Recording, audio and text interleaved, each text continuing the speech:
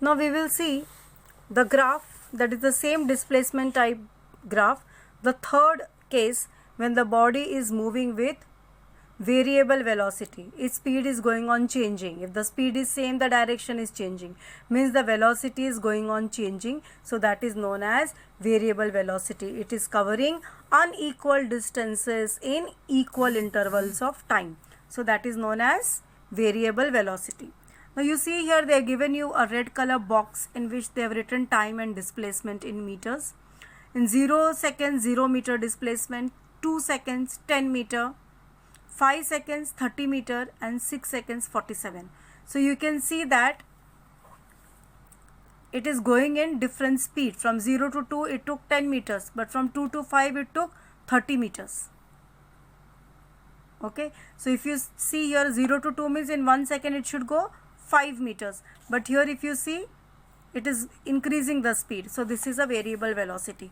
Now when you plot the graph of such variable velocity, till now you were getting, see, earlier two graphs are always a straight line, but this graph is going to be a curve. Whenever there is a variable velocity, the displacement time graph is going to be a curve. It will not be a straight line. See the red color curve you can see over here. So this is the graph when you plot the points. Now how to find the velocity?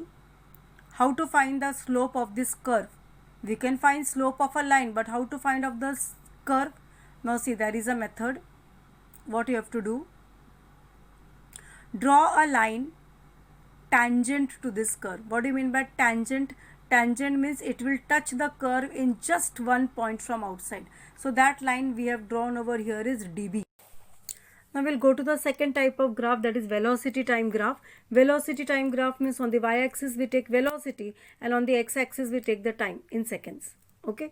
Now see this body how it is moving. First it is at A. From A it goes to B. From B it goes to C. From C it goes the other way, that is D. Then from D it goes to E. From E it goes to F. From F to G. From G to H and H to I. So this is how it is performing the motion. This is the velocity time graph. We are taking velocity on the y-axis and time on the x-axis. Now, with the help of this figure, we will find out the distance. That is the displacement. Till now what we did? We took displacement on y-axis, time on x-axis and found out velocity. Now we have taken velocity on y-axis, time on x-axis and we are going to find out the displacement. How to find the displacement? The displacement is nothing but the area of the graph which is there inside this motion. Now you can see this particular graph, you can divide it into three figures. One is triangle ABC, one is trapezium CDEF, see the figure, and one is again trapezium FGHI. Now what we will do, we will take area of ABC. Find the area of ABC, that is base into height. Now what is the base of ABC? AC is the base, that is 1, 2, 3, 4, 4. And what is height? Height is the dotted line from B which is coming down. How much is the distance on the y-axis? 5 it is. So half into 4 into 5. So this is your area of triangle ABC. Then find the area of triangle CDEF. It is trapezium. Trapezium का formula क्या है? Half into sum of parallel sides into height. What is parallel side? DE and CF. दोनों को plus करने का.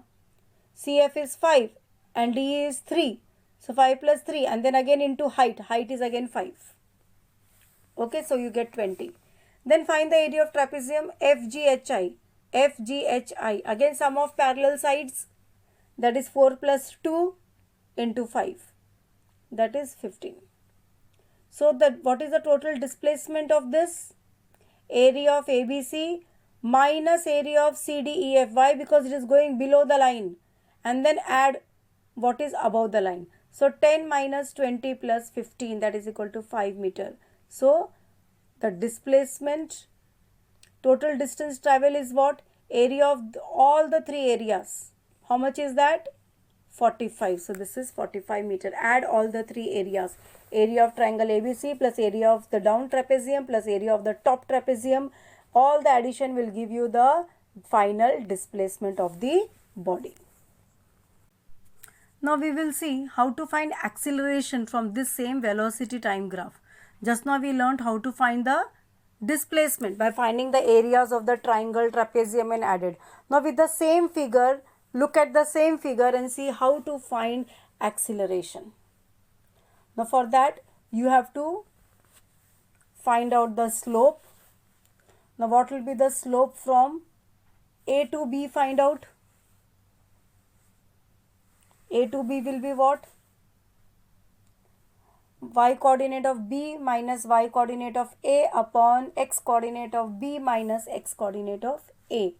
So that will be 5 minus 0 upon 3 minus 0, and that will be 5 upon 3, that is 1.67. Then you go to the BD part. BD is coming down. So that is going to be negative. Then DE, if you see, it is in the same direction. It is not changing anything. Value is same because it is a straight line. So here acceleration is going to be 0. When there is no change in velocity, the acceleration is going to be 0. D, what is the velocity? See in the figure, minus 5. E, what is the velocity? Minus 5. Since the velocity is same, there is no acceleration because acceleration itself means change in velocity. So the acceleration here will be 0. Okay, so AB has got, in AB what happens? Speed is increasing, velocity is increasing, so this is positive acceleration. From B to C it is now reducing, so it is negative acceleration. B to D is negative acceleration क्योंकि वो कम होता जा रहा है velocity. D to E, velocity is not changing only, so 0 acceleration. From E to G you find again velocity is increasing, so this is positive acceleration. From G to H again velocity is same, so 0 acceleration. From H to I again velocity is decreasing, so it is negative acceleration. So this graph you should understand very nicely. A to B, velocity increasing, positive acceleration. B to D, velocity decreasing, negative acceleration or deceleration or retardation. D to E, velocity not changing, no acceleration, 0 acceleration. E to G, velocity increasing, positive acceleration. G to H, same velocity, no acceleration, 0 acceleration. H to I, velocity decreasing, negative acceleration, deceleration or retardation. So this is the explanation of this graph and how you can find the acceleration.